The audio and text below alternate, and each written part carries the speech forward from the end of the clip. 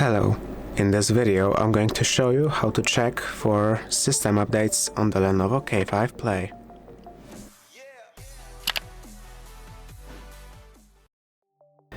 To start out, you want to enter Settings.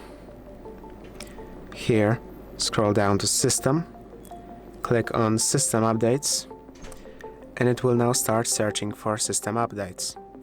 However, this phone has been out of support for a long while now, so it is unlikely it will find any updates unless you just bought the phone and it has an outdated version, in which case, after possibly a pretty long while of waiting, it might find a new version. If this video has been helpful to you, please consider subscribing, leave a like and a comment down below.